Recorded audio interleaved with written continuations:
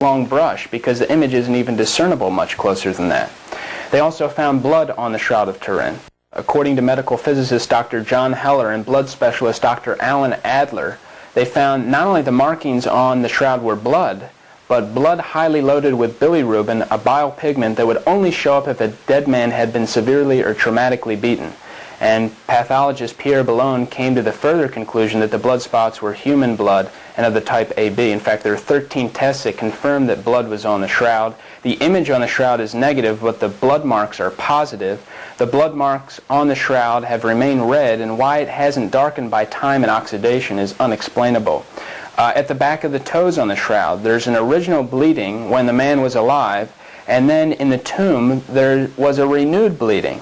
So two blood flows, and this is impossible for someone to forge. In fact, the experts were shocked by the way the blood evidence was transferred to the shroud. It was done perfectly without one smear, which practically, humanly speaking, is impossible.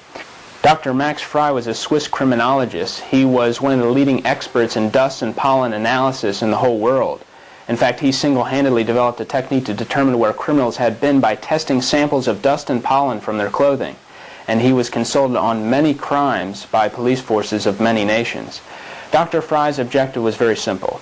If the shroud was forged in France in the 14th century, then only the French or Italian pollens will be found in the cloth. But his exhaustive analysis found some 58 specific pollens, only 17 were native to Europe.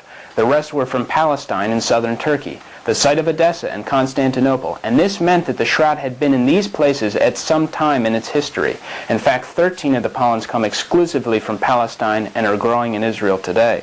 Professor Reyes Louvain found in the shroud linen microscopic bits of cotton under the microscope, and not just plain cotton, but cotton with a certain number of twists per centimeter. We have to realize that cotton has a different number of twists per centimeter depending upon what country it's from.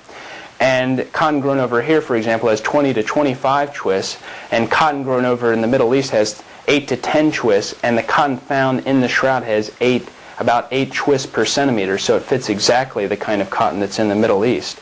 And cotton isn't even grown commercially in Europe. They found on the shroud many highly accurate images of many flowers, many hundreds of these, 28 specific flowers. They found to a good degree of accuracy that all these flowers, what's important about these flowers, they all grow in Jerusalem or within 12 miles of Jerusalem. So whatever produced the image on the shroud also produced a high energy field producing many images of every object that was in the shroud itself, and hence we have a highly accurate image of these flowers. They've also found dirt on the footprint of the cloth, and this dirt has been found to come from Jerusalem's Damascus Gate and nowhere else. And they found three-dimensional information in the Shroud of Turin. And this is incredible because we have to realize that a painting or photograph only has two-dimensional information, height and width. And the shroud has been found to have 3D information, and they put it under a special machine called the VP8 analyzer. And the VP8 analyzer found that in the shroud image there is encoded three-dimensional information which an artist could not have put there. It's also a Jewish custom when people die to put coins over the eyes when laying the corpse out for burial.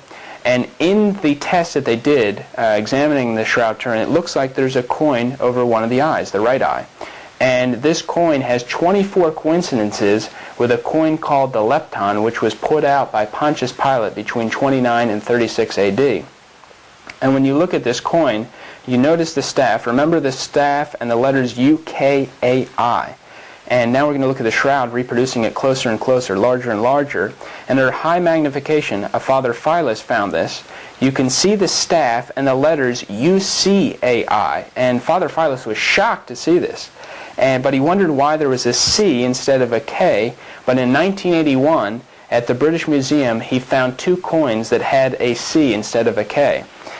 So this information would throw forging completely out of the question. Father Philas said, quote, "Even the wildest imagination cannot now justify any claim that the tiny letters 1/32 of an inch could have been printed on the cloth." Other features that prove the authenticity of the shroud, the locks on the side of the face is a Jewish custom. The body on the shroud is not even straight. The abdomen appears swollen, showing that the cause of death was suffocation. The legs on the shroud are not broken, and the Romans who crucified their victims always broke the legs of the crucified. And this goes back to Exodus 12:46, where it says that they wouldn't break a bone in his body. The blood flows. We have to realize that when you're crucified, the hands fall to a 25-65 degree angle, and so the blood flows a certain way. And it's exactly, the blood flows on the shroud show that it was of a man who was crucified. In fact, studying the photos of the shroud caused Dr. Pierre Barbier, chief surgeon of the St. Joseph Hospital in Paris, France, to say this, quote, "If this is the work of a forger, then the forger would have to be a trained anatomist, for there is not a single blunder." And basically, you also have, on the shroud, you have when a nail pierces the median nerve in the wrist, the thumb goes automatically into the palm, and that's what's shown on the shroud. And this wouldn't invalidate the prophecy, "They have pierced my hands and my feet, I can count on my bones," because anatomists in all countries and throughout history have understood the hand to consist of the wrist, the palm, and the fingers. And this is a picture of a Roman scourging device called the flagrum. And you'll notice it consists of a handle onto which are 3 leather strips that are attached. And each of these leather strips have a dumbbell-shaped object attached, metal object, and this device was used by the Romans as a means of punishing an individual by beating his body with stripes. And if you look at the size of the dumbbell-shaped object on the end of the flagrum, it fits perfectly into the wounds on the shroud.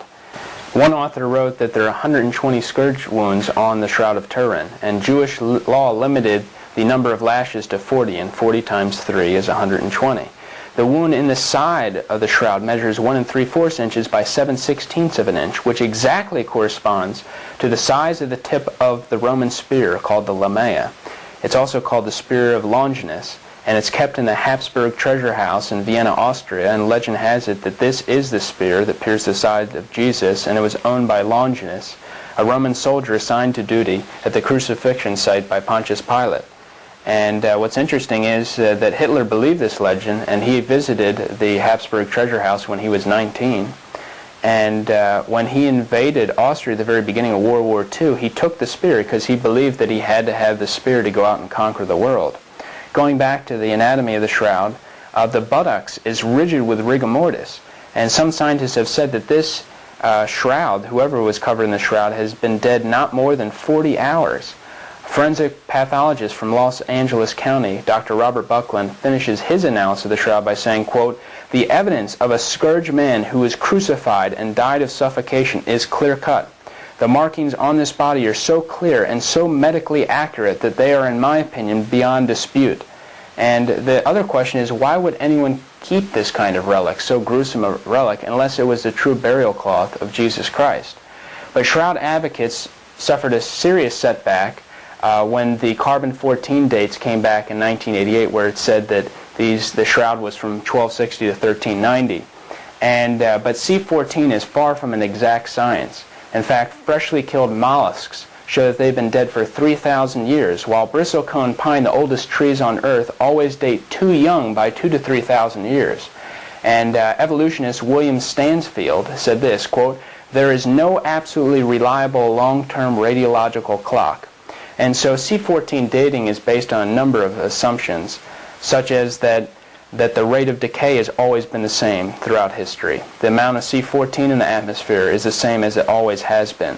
It is also based on the assumption that the geologic column is correct, and we've proved that that is not correct. 3 labs were selected to perform the shroud carbon-14 tests. They were given 3 linen control samples, samples of a known age, to test the accuracy of their lab testing. One sample was known to be from 3000 BC, and when the test came back from the 3 labs, their numbers were off by 1100 years, and the testers defended these errors due to contamination of the samples. But after extensive retesting, the sample was still found to be 1100 years off. And so there are too many variables that it can affect test results, and besides, the shroud sample takers and their labs violated 14 scientific protocols that were established to ensure test accuracy. And also, these labs carried out their tests by consulting one another. And Secretary of State Casseroli, who was rumored to be a Freemason, gave supervising responsibility for the carbon-14 tests to Research Director of the British Museum, Dr. Michael Tithe. So it's strange that Cardinal Casseroli would give the supervising of the